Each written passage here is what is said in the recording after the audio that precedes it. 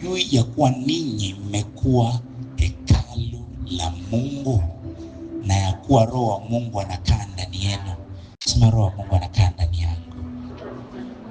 Mstari 17 anasema kama mtu akiliharibu hekalu la Mungu, Mungu atamharibu huyo, kwa maana hekalu la Mungu ni takatifu ambalo ndio ninyi. Mgeukie jirani yako, muulize unaitwa nani. Amekujibu? Akamwambia jina lako. Ameshakwambia? Kama mkwambia anaitwa Eric, mwambie Shalom mtakatifu Eric. Anasema hekalu la Mungu ni takatifu. Na hilo hekalu ni nani? Ni wewe. Mungu amesema yeyote atakayeharibu hekalu la Bwana. Hello? Ndio maana mume wako akisubutu kupiga kofi, unaingia magotini unamwombea rehema, amepiga hekalu la Bwana kofi. Mungu, usimharibu huyu baba. Wengine wanasema walimu nimejua andiko. Yaani kwa andiko hili huyu baba afa. Sema tumejaa upendo. Sema nimejaa upendo. Haleluya. Lazima sisi ni hekalu la Mungu. Nenda mlango wa 6, anzia mstari kama wa 13. Nataka nikuonyeshe ulivyo kwenye mpango wa Mungu. Anasema vyakula ni kwa tumbo na tumbo ni kwa vyakula, lakini Mungu atavitoesha vyote viwili. Sawa? Vyakula ni kwa ajili ya nini? Tumbo. Sio kwa ajili ya friji. Haleluya. Kwa mtoto wako akimaliza chakula kwenye friji usimpige. Chakula ni kwa ajili ya nini? Tumbo. Sio kwa ajili ya friji. Haleluya. Na tumbo kwa ajili ya nini? Haleluya. Amen. Lakini mwili si kwa zinaa, bali kwa Bwana, naye Bwana kwa mwili. Anasema kusudi la mwili ni nini? Ni Bwana. Kusudi la mwili ni nini? Bwana. Ngoja nikwambie, Yesu hawezi kufanya chochote nyumbani kwenu kwa sababu hana mwili. Hello? Anauhitaji mwili wako. Sema anahitaji mwili wangu. Sema tena anahitaji mwili wangu. Anasema mwili wako ni kwa ajili ya Bwana. Nenda mstari wa 14. Nenda mstari wa 15. Anasema je, hamjui ya kuwa miili yenu ni viungo vya Kristo? Mwili wako ni viungo vya nani? Mwili wako ni viungo vya nani? Niliwaambia juzi Jumapili nikasema unapovaa usivae. Haleluya. Unapochagua nguo unatakiwa unachagua nguo ambayo itampendeza nani? Kristo. Anasema mwili wako mama ni viungo vya Kristo. Mshike jirani yako mkono. Mshike. Umeshika mkono wa Kristo. Haleluya. Umeshika mkono wa nani? Haleluya. Ngoja nikwambie, mtu anataka nikwambie acha zinaa, acha nini? Nikuhubirie za mikono. Ukijua kweli kuna vitu utafanya. Utapeleka mikono ya Kristo kufanya vitu vya ajabu. No! Sema hapana. Hapana. Mwili wako ni mwili wa Kristo. Mwili wako ni viungo vya Kristo. Anasema basi ni vitoe viungo vya Kristo kuvifanya viungo vya kahaba. Anasema hasha. Ngeke jirani mwambie hasha. Mwambie yako hasha. Mwambie hapana. Mstari wa 16. Anasema au hamjui kuwa yeye aliyeungwa na kahaba ni mwili mmoja naye? Maana anasema wale wawili watakuwa mwili mmoja. Wale watakuwa nini? Watakuwa nini? Sina muda kuelezea, lakini ngoja nielezee kifupi. Kwa sababu kuna watu wana mafunzo ambayo sio kweli na hii. Anasema ambaye ameungwa na kahaba nini pamoja naye? Nini? Mwili. Hajasema roho moja, hajasema nafsi, mwili. Hello? Kwa hiyo kama kuna mtu ameungana na mtu ambaye sasa wewe ulikuwa na watu watatu, roho yako ina watu 4 huko ndani, yani mko mmoja tu ndani mko 6. Hapana, hamna kitu kama hicho. Anasema mko nini? Mwili. Kwa hiyo kama mwili ukishagundua kitu kama hicho kinatokea, unafanya nini? Ni simple, unakaa mbali. Mbele yako kaa mbali. Mbele yako kaa mbali. Usio kaanza kusema sijui haleluya nitakuwini.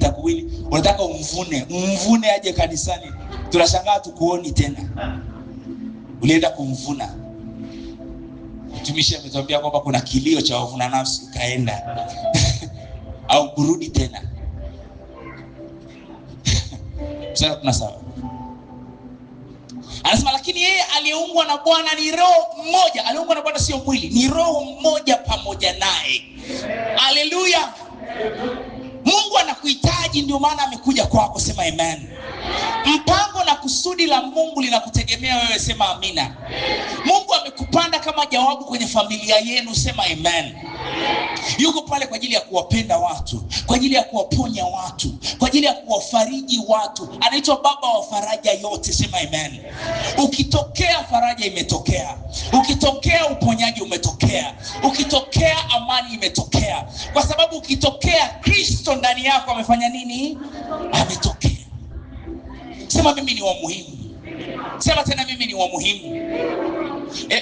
Hebu malizia nani andiko la nafuata, mstari unaofuata. Nenda 19.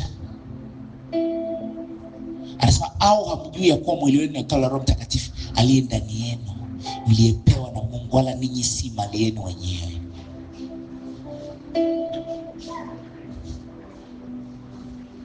Haleluya.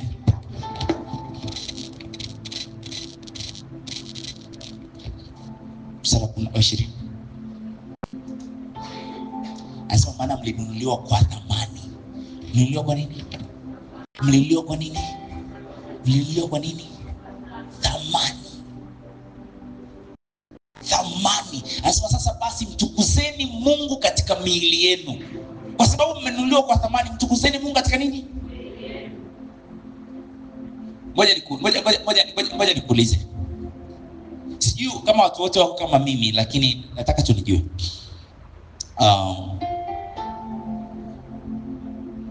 Ukinunua gari la milioni 500, utaliosha kwa sabuni ya shilingi ngapi?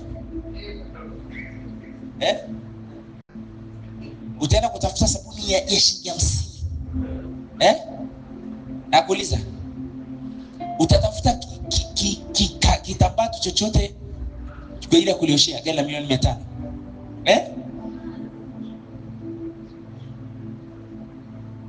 Ukinunua gari la milioni 500, ukataka uliwekee seat covers au carpet za ndani, zile carpet za ndani, utatafuta zile za Kariakoo za 30,000, gari la milioni 500.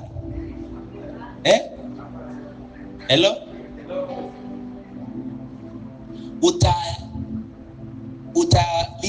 Likichukuka rangi unaenda nalo hivyo hivyo tu, kwa sababu hutaki kulipaka, si ndio? Hello? Hautaliosha.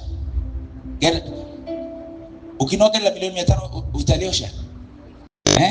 Najua kuna watu yani wakiingia bafuni na hilo linaingia bafuni, yani litaoga kutwa mara 2, asubuhi jioni, alafu linapakiwa pale chumbani, yani akifungua kioo haleluya, analiona analala, anaamka usiku. Unajua kama mtu ambao sisi wenye watoto wadogo unaamka saa 8. Unaamka saa 8 kwa sababu mtoto amelia, lakini ile gari hata bila kulia usiku unaamka tu. Ndio kuliangalia. Haleluya, Mungu umetenda. Kwa shilingi ngapi? Milioni 500. Pengine kuna mtu nyumbani kwako atajitolea kuliosha, utamwambia koma, usogee karibu, ili linaenda kuoshwa mahali maalum, si ndio? Kwa sababu ya thamani ya gari, si ndio? Na kama neno halijakukolea, ukitoa lift utakuwa unaumia sana. Yaani mtu anaingia unamwangalia kama ingiza matupi au fuzi. Yaani unataka uwabie, wewe umeingia sasa. Basi tu. Nasema nitaweka tinted ili watu wasinione. Staki lift sana. Haleluya. Nasema nimekuja kanisani, watu wakati wa kutoka, watu wanaomba lift. Muona neema sana. Umekimbia. Sio kama unawahi mahali, hautaki kubeba mtu kwenye gari yako milioni 500. Fungua Petro wa kwanza 1:18.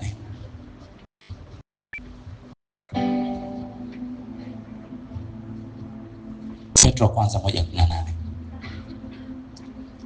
Anasema nanyi mfahamu kwamba mlikombolewa si kwa vitu viharibikavyo, kwa fedha au dhahabu. Anasema ukombozi wako haukuwa kwa milioni 500, haukuwa kwa fedha au dhahabu. Dhahabu yote ya dunia ingechukuliwa, isingeweza kutosha thamani ya ukombozi wako. Wewe ni wa thamani kuliko gari ya milioni 500, kuliko gari ya bilioni 5. Kwa hiyo unapoamka kuchagua nguo asubuhi, usiangalie kama ni Christmas au nini. Angalia hivi mtu wa mabilioni na mabilioni na mabilioni anatakuwa avaeje. Haleluya. Amen. Yes. Iliyotana Jumapili nikasema ukielewa thamani yako nguo ya Christmas utaivaa Jumatatu. Sababu unajua una thamani sio Christmas tu, una thamani kila wakati. Ninaona kujisema mimi ni wa thamani. Anasema atukombolewa kwa vitu viharibikavu, kwa fedha au dhahabu. Dhahabu inaharibika, lakini gharama ya bei yako, bro, Mungu aliangalia akasema damu ya Mungu itakomboa kijana. Haleluya. Unasema mwalimu, mimi nilikuwa mdhambi, mimi nilikuwa sifai. Hapana, Mungu alikuchagua kabla hujazaliwa. Mungu alikujua kabla hujazaliwa. Haleluya. Sema mimi ni wa thamani. Sema tena mimi ni wa thamani. Haleluya. Kwa hiyo utaanza kuthamini kile anachothamini. Na nimesema kwamba tuko kwenye mpango wake, yuko ndani yetu ili kuufikia ulimwengu wetu. Haleluya. Yuko ndani yetu ili kuufikia ulimwengu wetu, ili kuubariki ulimwengu wetu, ili kuuponya ulimwengu wetu. Chochote ambacho Mungu, sikilize, mtikise jirani hapa, mtikise vizuri, mtikise. Niangalieni. Chochote ambacho Mungu anataka kufanya anahitaji mtu. Hello? Kama kuna kitu Mungu atafanya nyumbani kwako, anakuhitaji wewe. Ninaomba na kusema niko tayari. Sema niko tayari. Haleluya. Point namba 3. Anasema urithi wangu ni kuwa na yaliyo bora ya Mungu. Natafuta Kiswahili kizuri cha kuiweka.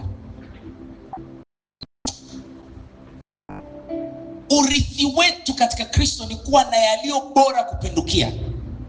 Andika jinsi ambavyo unaelewa. Umesikia nini? Urithi wetu katika Kristo.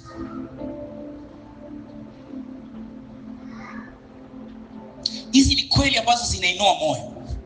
Nasema hizi ni kweli ambazo zinafanya nini? Zinainua moyo. Sisi ni wa thamani. Tuko kwenye mpango wake.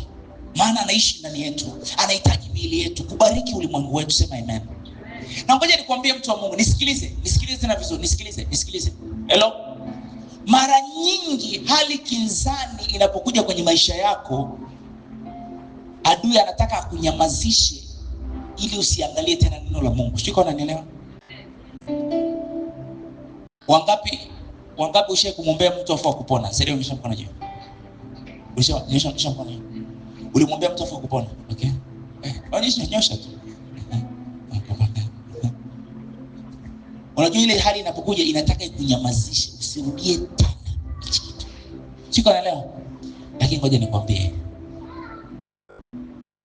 Maandiko yanasema acha kila mwanadamu awe nani? Mwongo, na Mungu awe kweli. Ili utembee katika ushindi, haijalishi hali gani inakuja, haijalishi matokeo gani unayaona, simama kwenye neno la Mungu bila kuyumba. Nimeshaombea watu wengi mno waliopona, na nimeshakutana na kesi ambazo watu hawakupona.